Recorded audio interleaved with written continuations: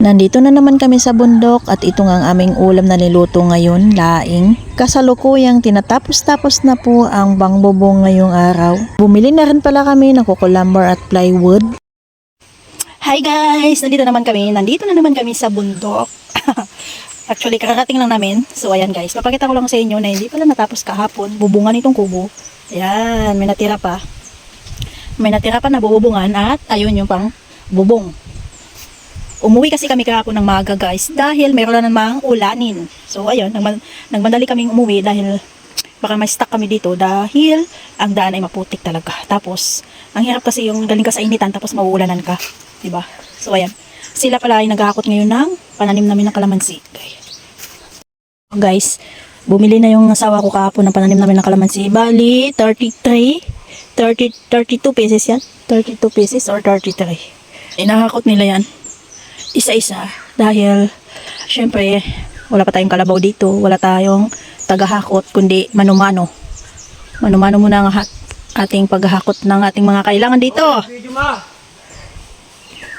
Si CJ ang sipag wow. Wala pag bumagsak pa sa papa mo. Ito nga pala ang aming lulutuin ngayon dito sa bundok.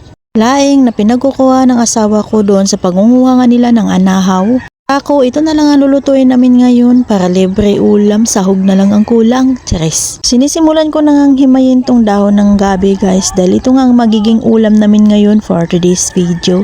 Aba, nakakamiss din mag-ulam nito guys sa Maynila, napakamahal nito. Dito talaga sa probinsya, masipag ka lang magtanim ay meron ka talagang haanihin. Dito nga, hindi ko alam, binibidyoan nga pala ako ng anak ko. Nangunguha nga pala ako ng panggatong dyan dahil naubos lang yung panggatong namin. Bali, kahoy nga pala ang ginagamit namin ng panggatong dito. Saka na siguro mag-aayos ng mga lutuan pag okay na nga ang kubo. Tiyaga-tiyaga at tiis-tiis na lang muna sa ganitong panggatong, maganda din naman, libre pa. Yun nga lang ay magtsatsaga ka nga lang din maglinis ng mga kaldero.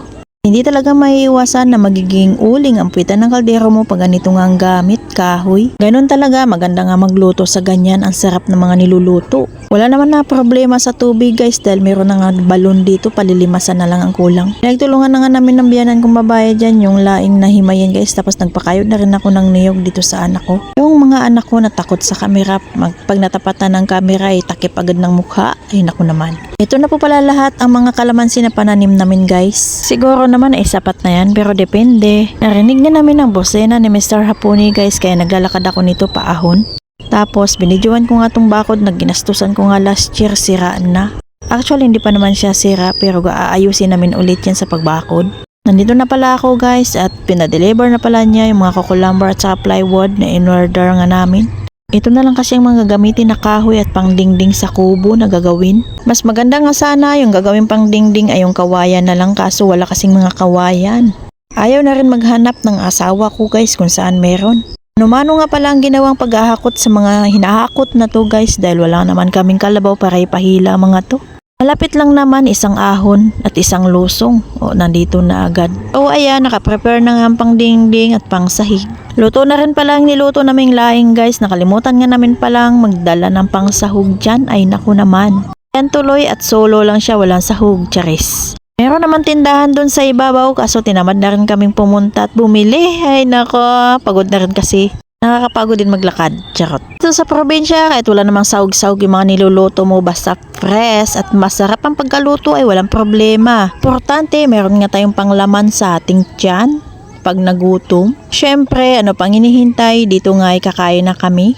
Parang nga lang kaming nagpipiknik dyan guys dahil wala pa nga kaming lamisa at hindi pa ayos ang kubo kaya tiis-tiis muna kami sa ganitong sitwasyon. Huwag na mag-iinarte dahil anong gagawin natin wala pa nga tayong lamisa at hindi pa nga ayos ang kubo.